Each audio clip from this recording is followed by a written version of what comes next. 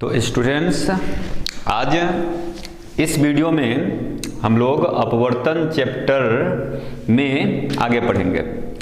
इस वीडियो में हम लोग देखेंगे लेंस या ताल, जिसको इंग्लिश में बोलते हैं लेंस, क्या होता है।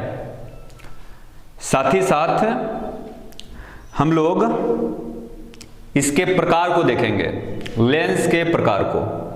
लेंस दो प्रकार के होते हैं, उत्तल लेंस और अवतल लेंस। उत्तल लेंस के प्रकार यहाँ दिए गए हैं, अवतल लेंस के प्रकार। साथ ही साथ लेंस की स्थिति में वक्रता केंद्र, प्रधान अक्ष, फोकस, प्रकाशीय केंद्र, फोकस दूरी, द्वारक और द्वारक से संबंधित बातों को पर हम लोग चर्चा करेंगे। साथ ही साथ उत्तल लेंस और अवतल लेंस द्वारा जो बनने वाला प्रतिबिंब या जो हम लोग प्रतिबिंब करते हैं उसके नियम जानेंगे। और अंतिम इस वीडियो का जो टॉपिक होगा, जो चिन्ह परिपाटी है, इस में हम लोग सीखने जा रहे हैं। ओके, तो बिना समय बर्बाद किए हम लोग आज के इस वीडियो को स्टार्ट करते हैं। तो सबसे पहला टॉपिक दिया है लेंस या ताल। देखो, ये जो होता है लेंस, जो पारदर्शी होता है, यानी यह पारदर्शी होगा। ओके, यानी यह इससे जो है प्रकाश की किरण आर पार होगा, इस बात को ध्यान रखना है। तो लेंस का आखिरकार डिफिनीशन हम क्या देंगे, यानी कि प्रकाशीय लेंस को हम प्रकाशीय माध्यम कह सकते हैं। ओके, प्रकाशीय माध्यम है एक। तो बात आता है कि लेंस का डिफिनीशन क्या होगा। तो दो ज्यामितीय सतहों से घिरा पारदर्शी माध्यम। ओके, दो ज्यामितीय सतहों से घिरा पारदर्शी माध्यम को हम लेंस कहते हैं, लेंस या ताल। जैसे अगर हम लोग दो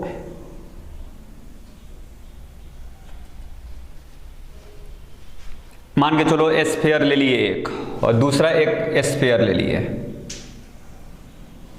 इस प्रकार से हम एक दूसरे को डाल दिए। दोनों का दोनों ज्यामितीय सतह है, ज्यामितीय आकृति है। अगर हम इस तरह से रख दे और इस भाग को, इसके बाहर जो भाग दिख रहा है उसको अगर हटा दे, इसके बाहर जो ये भाग दिख रहा है इसको हटा दे, तो ये जो एक भाग है जो बचा, इसको हम लोग लेंस कहेंगे, लेंस कहेंगे। या कुछ इस प्रकार हम अगर इस दो फिगर को डालें, दो प्रकाशीय माध्यम को डालें और इसको एक लेंस के ऊपर अगर हम लोग डाल दें, तो एक ये जो फिगर बन रहा है ये भी एक लेंस का ही प्रकार है। तो लेंस या ताल का डिफिनीशन क्या देंगे, तो क्या कहेंगे, दो ज्यामितीय सतहों से घिरा पारदर्शी माध्यम को हम लेंस या ताल कहते हैं। ठीक है, तो लेंस या ताल को आप इस प्रकार समझ सकते हैं। लेंस या ताल इसी से, यानी लेंस से हमें आगे बहुत सारे बातों को पढ़ना है। ओके, तो लेंस जो है प्रायः दो सतहों से घिरा होता है, या तो बेलनाकार सतह से घिरा होता है या दूसरे जो है गोलीय सतहों से घिरा होता है। तो गोलीय सतहों से घिरे लेंस को हम गोलीय लेंस कहेंगे। जो लेंस गोलीय सतह से घिरा होगा उसको हम गोलीय लेंस कहेंगे। तो यहाँ जो भी हमने दो फिगर दिखाया है, ये दोनों के दोनों गोलीय सतह से घिरा हुआ एक पारदर्शी माध्यम है। तो गोलीय सतहों से घिरा हुआ पारदर्शी माध्यम को हम गोलीय लेंस कहते हैं। और दूसरा बेलनाकार लेंस होता है, तो बेलनाकार सतहों से घिरे पारदर्शी माध्यम को हम बेलनाकार लेंस कहेंगे।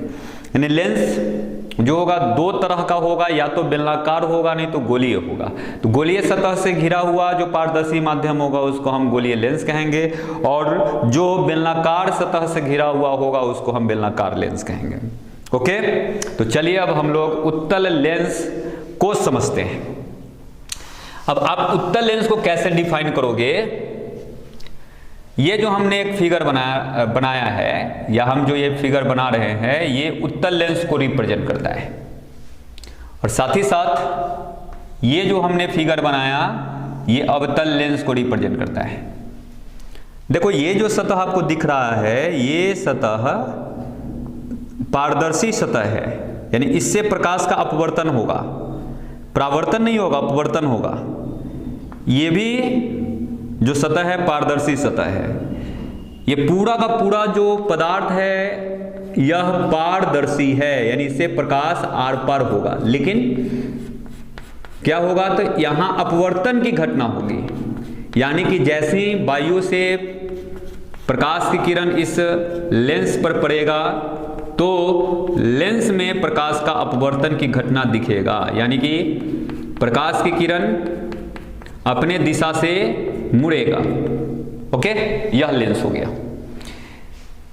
देखिए उत्तल लेंस किसे कहते हैं, अगर ये डिफिनीशन हमें समझने हो तो वैसा लेंस जिसके किनारों के अपेक्षा, ये देखो ये किनारे वाला भाग है, ये किनारे वाला भाग है और ये बीच वाला भाग है, तो बीच में मोटा है और किनारे वाला जो भाग है वो पतला है।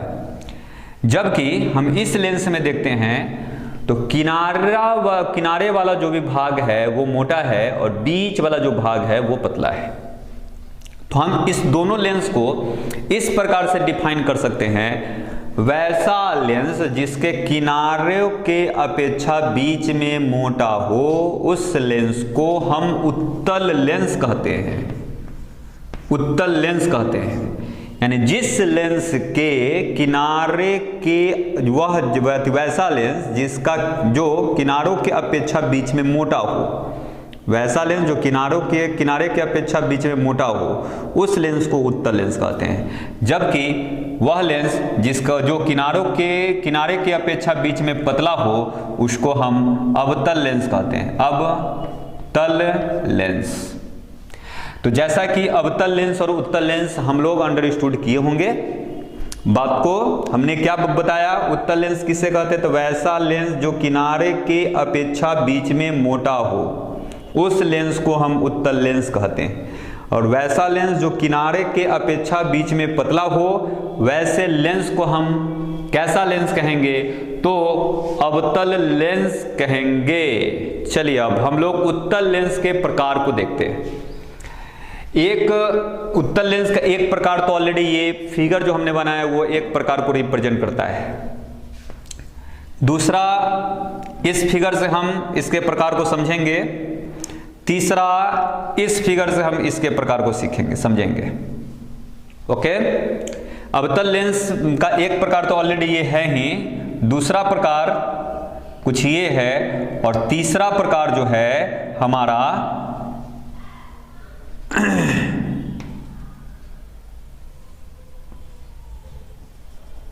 तो तीसरा दिया है उत्तलावतल, उत्तल और अवतल, कुछ ये जो है प्रकार होगा।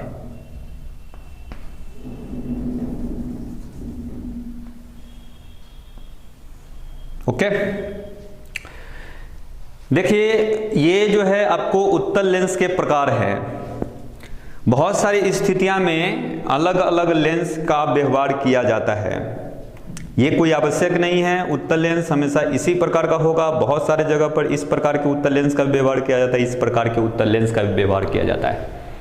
जब लेंसों का उपयोग पढ़ेंगे तो वहां पर हम लोग बहुत सारे बातों को समझेंगे कि किस स्थिति में इस प्रकार के लेंस का उपयोग किया जाता है। और ये अवतल लेंस के आपको प्रकार हैं। देखिए, पहला जो उत्तल लेंस का जो क्या है पार्ट है, प्रकार है, वो उभयोत्तल है। तो वैसा लेंस जिसका दोनों सरफेस, दोनों अपवर्तक सतह उभरा हुआ हो, निकला हुआ हो। देखो, दोनों का दोनों अपवर्तक सतह उभरा हुआ हो तो वैसे लेंस को हम उभयोत्तल लेंस कहते हैं। अब दूसरा, समतलोत्तल, वैसा लेंस जिसका एक सतह समतल और दूसरा सतह उत्तल हो। उत्तल जैसे बोला जाएगा मतलब निकला हुआ हो, तो उस लेंस को हम बोलते हैं समतलोत्तल। प्लेनो कन्वेक्स समतलोत्तल को बोलते हैं। उभयोत्तल को बाइकन्वेक्स बोलते हैं। और जैसा कि ये जो हमारा तीसरा प्रकार है जिसको हम लोग अवतलोत्तल बोलते हैं, तो वैसा लेंस जिसका एक भाग या प्रथम भाग या तो प्रथम अपवर्तक सतह अवतल हो, अवतल जब बोला जाएगा तो धंसा हुआ हो, और इसका दूसरा अपवर्तक सतह उभरा हुआ हो, तो वैसे लेंस को हम अवतलोत्तल लेंस कहते हैं। तो ये जो है आपको उत्तल लेंस के प्रकार है, ये पहला प्रकार है। तो वैसा लेंस को हम उभयोत्तल लेंस कहेंगे जिसका दोनों, पहला यानी प्रथम पृष्ठ या प्रथम और द्वितीय दोनों का दोनों उभरा हुआ हो, तो उस लेंस को हम क्या बोलेंगे, तो उभयोत्तल लेंस, बाइकन्वेक्स। दूसरा वैसा लेंस जिसका एक सतह समतल हो और दूसरा जो अपवर्तक सतह है वह उत्तल हो, वैसे लेंस को हम समतलोत्तल लेंस कहते हैं। और वैसा लेंस जिसका प्रथम अपवर्तक सतह या एक जो पहला जो अपवर्तक सतह है वह अवतल हो और दूसरा अपवर्तक सतह उत्तल हो, ऐसे लेंस को हम अवतलोत्तल लेंस कहते हैं। चलिए अब हम लोग अवतल लेंस के प्रकार को भी समझ लेते हैं। तो वैसा लेंस जिसका दोनों अपवर्तक सतह क्या धंसा हुआ हो, बीच में धंसा हुआ हो, तो वैसे लेंस को हम उभयावतल लेंस कहते हैं। चलिए समतलावतल, तो वैसा लेंस जिसका पहला परावर्तक सतह, अपवर्तक सतह, परावर्तक नहीं अपवर्तक सतह समतल हो और दूसरा अपवर्तक सतह अवतल हो, अवतल हो, अवतल हो, दूसरा हमेशा अवतल होगा इसमें, तो वैसे लेंस को हम समतलावतल लेंस कहते हैं। और वैसा लेंस जिसका प्रथम अपवर्तक सतह उत्तल और दूसरा अपवर्तक सतह अवतल हो, तो वैसे लेंस को हम उत्तलावतल लेंस कहते हैं। ये हमारे लेंस के प्रकार हो गए। तो आप इसके इंग्लिश को भी ध्यान रखोगे, बाइकन्वेक्स उभयोत्तल, बाइकनकेव, कनकेव लेंस बोलते हैं इंग्लिश में, समतलोत्तल तो प्लेनो कन्वेक्स या प्लेनो कनकेव, अवतलोत्तल कनकेवो कन्वेक्स, तो यहां पर क्या हो जाएगा कन्वेक्सो कनकेव। इस बात को आप ध्यान रखोगे। अब हम लोग इसी से इन अगले जो भी हमने टॉपिक यहां लिखा है, वक्रता केंद्र, प्रधान अक्ष, फोकस, प्रकाशीय केंद्र, प्रकाशीय प्रतिफोकल दूरी, द्वारक, इन सभी टर्म को समझेंगे।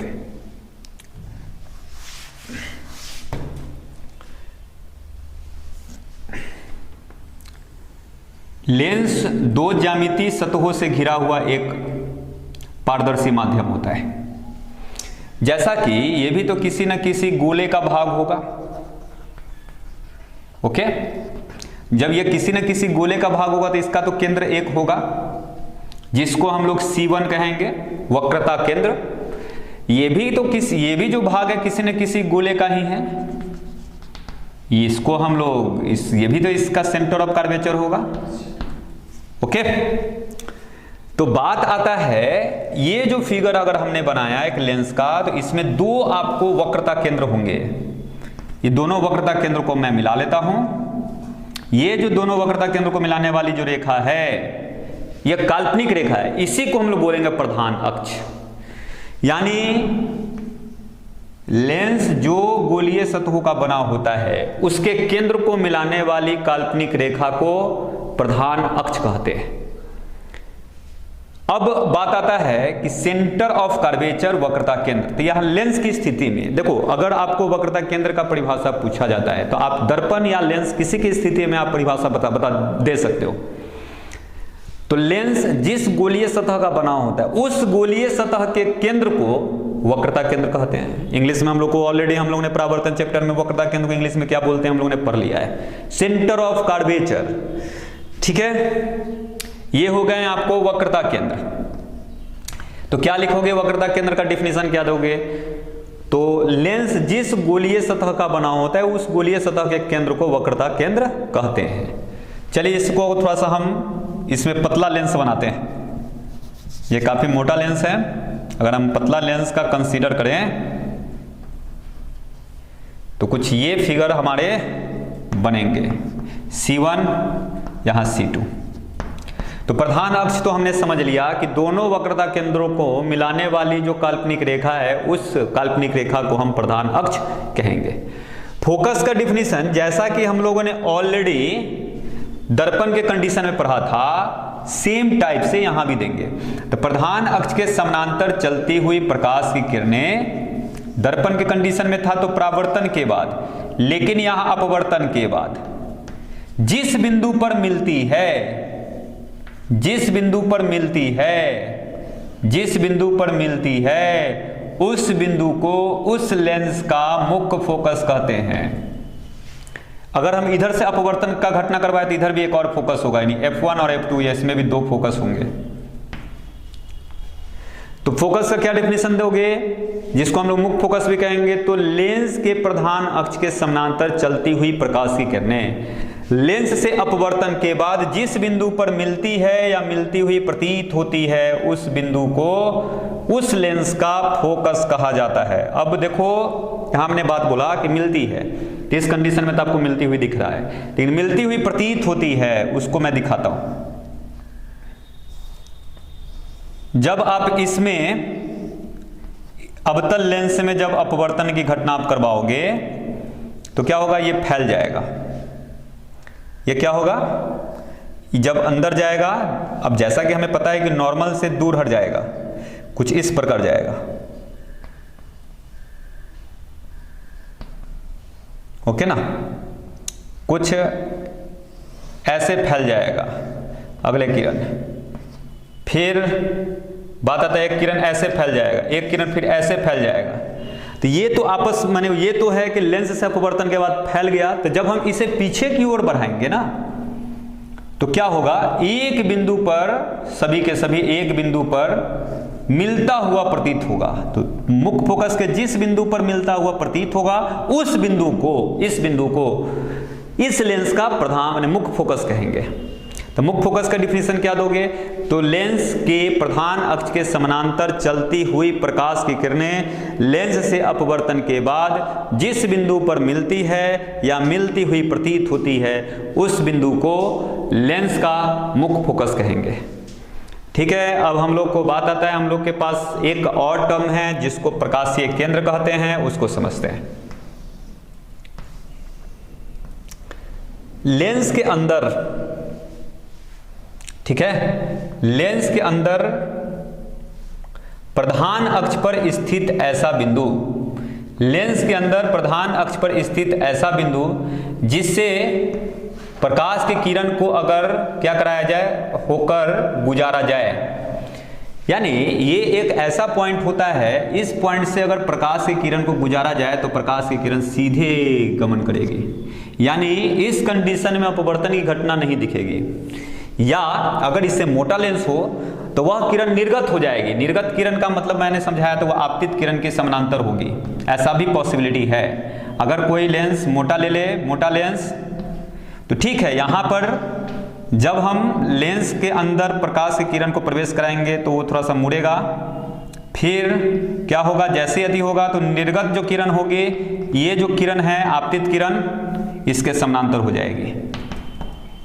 मतलब सिंपल कि क्या इसका डिफिनेशन देंगे प्रकाशीय केंद्र का, लेंस के अंदर प्रधान अक्ष पर स्थित ऐसे बिंदु जिससे प्रकाश को अपवर्तित, जिससे प्रकाश को गुजारा जाए तो वह किरण निर्गत हो जाती है, यानी लेंस से अपवर्तन के बाद वह निर्गत हो जाती है। निर्गत हो जाने का मतलब या सीधी ओर रह जाती है या प्रधान अक्ष माने ये आपतित किरण के पैरेलल हो जाती है। इस बात को आप ध्यान रखोगे। या हम सिंपल डिफिनेशन ये भी दे सकते हैं कि प्रधान लेंस के अंदर प्रधान अक्ष पर स्थित ऐसा बिंदु जिससे होकर प्रकाश को पास कराया जाए, गुजारा जाए, तो वह पिन माने वह अपने सीधी रेखा में ही गमन करेगी, उसी रेखा में गमन कर जाएगी, यानी उस कंडीशन में अपवर्तित नहीं होगी, विचलित नहीं होगी, उसी सीधी रेखा में वह निर्गत हो जाएगी। निर्गत हो जाएगी बोल दोगे मतलब हो गया। तो चलिए, हम लोगों ने प्रकाशीय केंद्र देखा, फोकस दूरी भी तो समझ में आ ही रहा है। लेंस के प्रकाशीय केंद्र से यहां बात करेंगे मुख्य फोकस तक की दूरी को, प्रकाशीय केंद्र से मुख्य फोकस तक की दूरी को फोकस दूरी कहते हैं। इसको हम लोग स्मॉल f से रिप्रेजेंट करते हैं। द्वारक भी समझ में आता है, लेंस के ज्यामितीय सतह के व्यास को, ये जो आपका जो चौड़ाई है या लेंस के चौड़ाई को लेंस का द्वारक कहते हैं। तो द्वारक से रिलेटेड बात भी हम लोग ने समझ लिया। ये सारे चीज ऑलरेडी हमने दर्पण में पढ़ा है, तो यहां ये बात समझने में आपको किसी प्रकार का कठिनाई उत्पन्न नहीं हो रहा होगा। चलिए अब हम लोग अगले टॉपिक की ओर चलते हैं, जिसमें उत्तल लेंस या अवतल लेंस की स्थिति में प्रतिबिंब प्राप्त करने के नियम को हम समझेंगे। उत्तल लेंस को हम पहले उत्तल लेंस में हम आपको समझाते हैं। एक बात कि प्रधान अक्ष के समानांतर अगर कोई भी किरण को अगर हम लेंस से गुजारें तो लेंस से अपवर्तन के बाद मुख्य फोकस से होकर जाएगा, मुख्य फोकस से। उत्तल लेंस की स्थिति में दूसरी बात कि अगर हम प्रकाशीय केंद्र से होकर अगर किसको एक किरण को गुजारे तो वह किरण निर्गत की अति हो जाएगी, लेंस से अपवर्तन के बाद वह निर्गत हो जाएगी। ये निर्गत किरण हो जाने का मतलब एक ही उसी रेखा में आगे निर्गत हो जाएगी, निर्गत होने का मतलब चली जाएगी, ये बात होता है। और उत्तल लेंस की स्थिति में हमने तो देखा, लेकिन अवतल लेंस की स्थिति में क्या होगा, यहां भी प्रधान अक्ष के समानांतर चलती हुई प्रकाश की किरण क्या होगा कि मुख्य फोकस पर मिलेगी नहीं, मिलती हुई प्रतीत होगी। इस कंडीशन यहां मिलेगी और बट वहां मिलती हुई प्रतीत होगी। इस कंडीशन में भी कुछ ऐसा ही बात होता है कि जब हम प्रकाशीय केंद्र से होकर गुजारते हैं तो वह किरण निर्गत हो जाती है लेंस से अपवर्तन के बाद, अगर प्रकाशीय केंद्र से होकर गुजारे तो। चलिए अब बहुत सारी स्थितियां होंगी, जिस स्थितियां में हम लोग ऑब्जेक्ट को रखेंगे और दर्पण माने लेंस में प्रतिबिंब कहां बनेगा, उस स्थिति में हम बस माने प्रतिबिंब को प्राप्त करेंगे। स्थिति एक, तो यहां हम लोग को इस चीज को देखना है। हम लोग पहले उत्तल लेंस की स्थिति में हम लोग देखेंगे, विभिन्न स्थितियों पर हम वस्तु को रखेंगे और वस्तु को विभिन्न स्थितियों पर रखने के बाद उसका प्रतिबिंब कहां बनेगा, इस बात को समझेंगे। चलिए पहले हम लोग उत्तल लेंस में देखेंगे। उत्तल लेंस क्या होता है, तो किनारे की अपेक्षा बीच में मोटा होता है। ये कौन सा बिंदु है, तो प्रकाशीय केंद्र।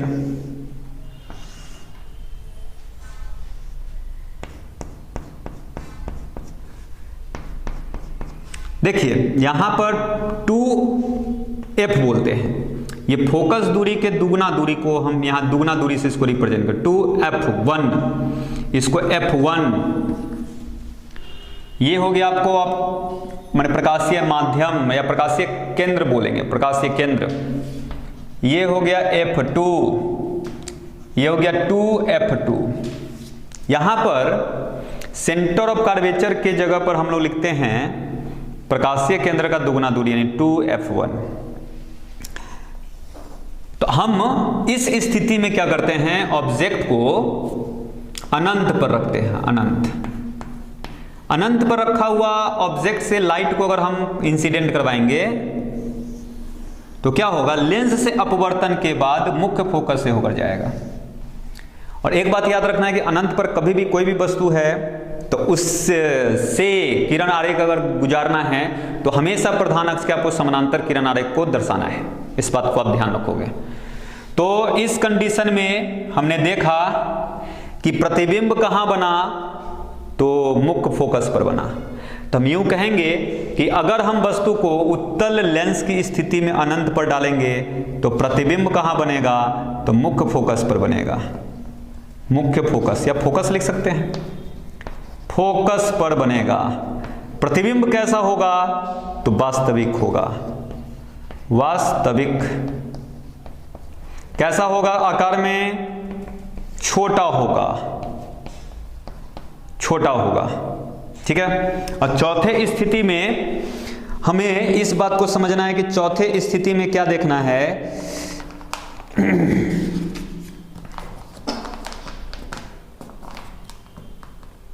बहुत छोटा बनेगा। और वास्तविक जब भी हुआ तो इस स्थिति में तो हम लोगों ने पढ़ा था कि प्रतिबिंब कैसा होगा, तो उल्टा होगा।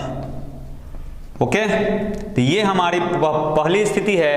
पहली स्थिति में हमने क्या किया कि ऑब्जेक्ट को अनंत पर डाला, अनंत पर हमने ऑब्जेक्ट को डाला तो उसका प्रतिबिंब इस पर बनता हुआ दिखेगा। जो ऑब्जेक्ट होगा जो बहुत बड़ा विशालकाय होगा उसका प्रतिबिंब इस पर बहुत छोटा बनेगा और वो उल्टा दिखेगा, यहाँ पर बहुत छोटा प्रतिबिंब दिखेगा जो कि उल्टा होगा। तो उल्टा हुआ, वास्तविक प्रतिबिंब है तो हम कहेंगे कि इसे पर्दे पर प्राप्त किया जा सकता है। छोटा बनेगा, यहाँ छोटा लिखना ज्यादा ठीक नहीं है, बहुत छोटा लिखना चाहिए, बहुत छोटा, बहुत छोटा। ओके, चलिए तो एक स्थिति में हमने देखा। अब चलिए दूसरी स्थिति में हम लोग देखते हैं। एक अनंत पर हमने वस्तु को डाला तो उसका प्रतिबिंब मुक्त फोकस पर बना। चलिए अब दूसरी स्थिति में अब हम लोग करते हैं अनंत और 2f के बीच, अनंत एवं 2f डैश f1 के बीच।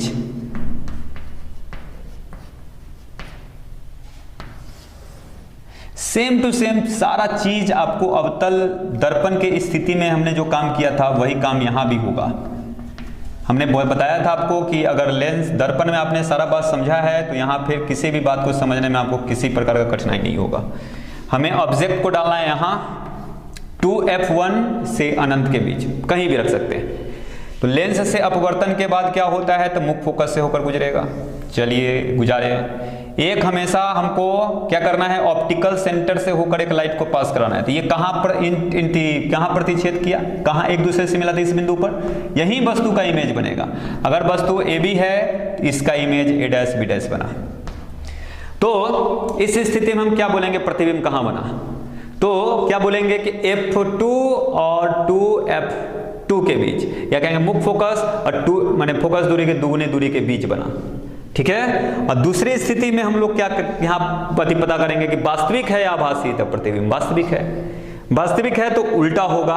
ओके, और वस्तु बड़ा होगा, बड़ा है यहाँ पर उससे छोटा प्रतिबिंब बनना है, यानी कि वस्तु का प्रतिबिंब का आकार वस्तु की अपेक्षा छोटा होगा। चलिए अब हम लोग तीसरी स्थिति में देखते हैं, स्थिति नंबर 3, जिसमें हम 2f पर ही 2f1 पर वस्तु को रखेंगे।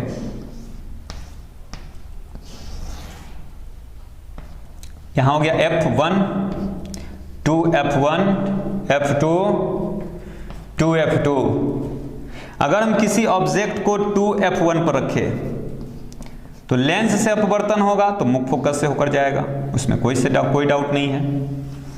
अब जब हम इसको प्रकाशीय केंद्र से मिलाएंगे ना तो ये क्या होगा कि मुक्त फोकस नहीं, सॉरी, फोकस दूरी का जो दुगना दूरी है वहां पर मिलेगा। इस स्थिति में हम लोग दर्पण में यहाँ पर इसको लिया करते थे centre of curvature. Centre of curvature पर कोई वस्तु को रखते थे, सेंटर ऑफ कर्वेचर पर ही उसका प्रतिबिंब बनता था। तो यहाँ पर हम कहेंगे कि प्रतिबिंब कहाँ बना, तो सेंटर ऑफ कर्वेचर पर। यहाँ कहना सही नहीं है, यहाँ कहेंगे फोकस दूरी के दुगने दूरी पर, या लिख सकते हैं 2f2 पर प्रतिबिंब बना। प्रतिबिंब कैसा होगा तो वास्तविक होगा। कैसा होगा तो वस्तु के बराबर, जहां रख रहे हैं वहीं बन रहा है अगर उधर तो वस्तु के बराबर। उल्टा होगा कि सीधा, तो वास्तविक है तो स्वाभाविक है कि उल्टा होगा। अब चलिए, अब हम लोग बाकी प्रतिबिंब आप खुद बुक की सहायता से खुद निर्धारित करोगे। 2f1 और f1 के बीच जब रखोगे तो आपका प्रतिबिंब 2f2 और अनंत के बीच बनेगा। जब आप f1 पर डालोगे तो प्रधान अक्ष के समानांतर हो जाएगा, मतलब कहां हो बनेगा इसका प्रतिबिंब, तो प्रधान अक्ष के समानांतर बोलना नहीं सही है, यहां पर हम आपको दिखा देते हैं। मतलब दोनों किरण एक दूसरे के पैरेलल हो जाएगा। जब पैरेलल हो गया तो हम कहेंगे कि अनंत पर इसका प्रतिबिंब बनता है। चलिए अगले स्थिति को हम देख लेते हैं। उत्तल लेंस की स्थिति में वस्तु को हम लोग डाल रहे हैं f पर, मुख्य फोकस पर, f1 पर।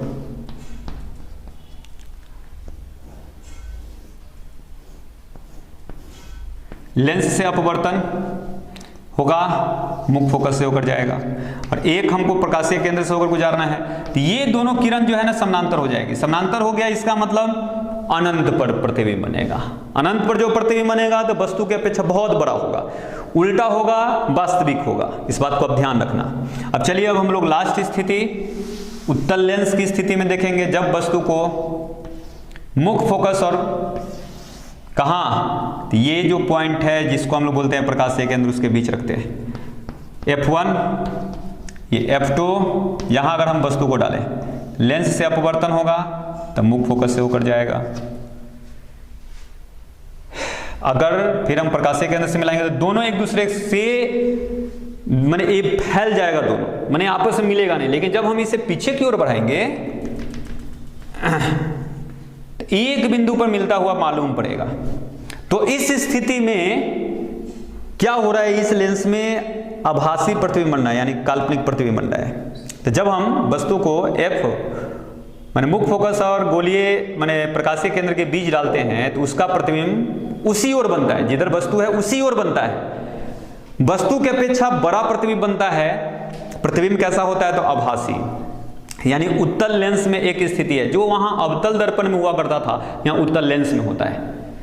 तो यहाँ उत्तल लेंस दोनों प्रकार का प्रतिबिंब प्राप्त होता है उत्तल लेंस से, आभासी भी वास्तविक भी। वास्तविक हर एक स्थिति में वास्तविक बनता है, लेकिन एक ही मात्र स्थिति ऐसा है जब हम मुख्य फोकस और प्रकाशीय केंद्र के बीच अगर वस्तु को डालते हैं तो उस स्थिति में वस्तु का प्रतिबिंब आभासी बनता है।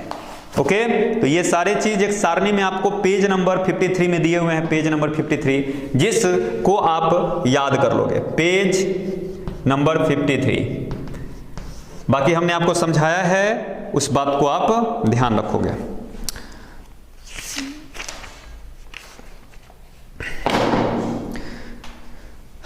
अवतल लेंस की स्थिति में बस दो ही स्थिति हम लोग को लेना है। अवतल लेंस में दो ही स्थिति लेना है जिस स्थिति में हम लोग को वस्तु को डालेंगे। एक तो अनंत, तो अनंत का मतलब कि जब प्रधान अक्ष के समानांतर किरण आरेख को खींचे तो स्वाभाविक है जब किरण आरेख खींचेंगे तो क्या होगा, लेंस से अपवर्तन के बाद वो फैल जाएगा। जब हम इसे पीछे की ओर बढ़ाएंगे तो क्या होगा, मुख्य प्रधान अक्ष के मुख्य फोकस पर या एक बिंदु पर मिलेगा, जो बिंदु मुख्य फोकस होता है।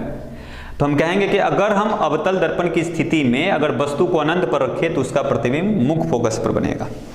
और दूसरी स्थिति जब वस्तु को अनंत और प्रकाशीय केंद्र के बीच रखा जाए, अनंत और प्रकाशीय केंद्र के बीच रखा जाए। इसमें एक और स्थिति हम लोग लेंगे, अनंत की स्थिति,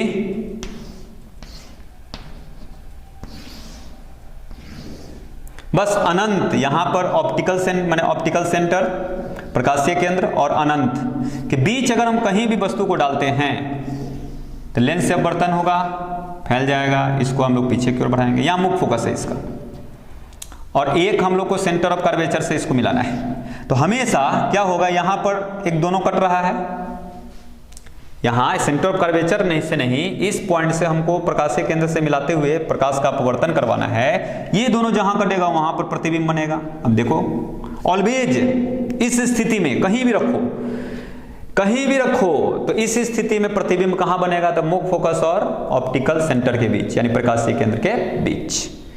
यानी जब हम अवतल दर्पण की स्थिति में जब वस्तु को कहां रखते हैं तो अनंत और प्रकाशीय केंद्र के बीच कहीं भी रखेंगे तो उसका प्रतिबिंब क्या होगा, तो F और लेंस के बीच बनेगा, जो कि क्या होगा, दोनों स्थिति में काल्पनिक होगा। ओके, दोनों स्थिति में काल्पनिक होगा और हर एक स्थिति में वस्तु का जो प्रतिबिंब होगा छोटा बनेगा। तो जो वहां उत्तल दर्पण में हुआ करता था यहाँ उत्तल लेंस में होता है। और जैसा कि लास्ट इस वीडियो का टॉपिक है चिन्ह परिपाटी,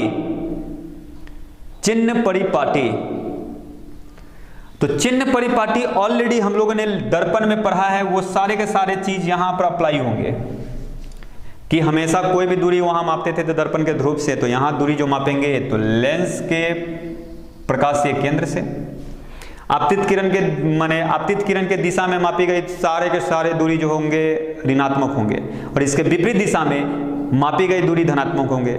लेंस के प्रधान अक्ष के ऊपर मापी गई जो ऊंचाई होगी वो धनात्मक, और नीचे जो ऊंचाई मापेंगे वो ऋणात्मक। ये सारे बात उसी का अप्लाई है। बस इसमें एक बात हमें ध्यान रखना है कि प्रकाशीय केंद्र से हम क्या करेंगे, तो मापेंगे। अब चलिए दोनों स्थिति में हम लोग को बात समझना है, उत्तल और अवतल लेंस। इस बात को ध्यान रखोगे तो फिर न्यूमेरिकल बनाने में आपको किसी प्रकार कठिनाई नहीं होगा। वस्तु दूरी,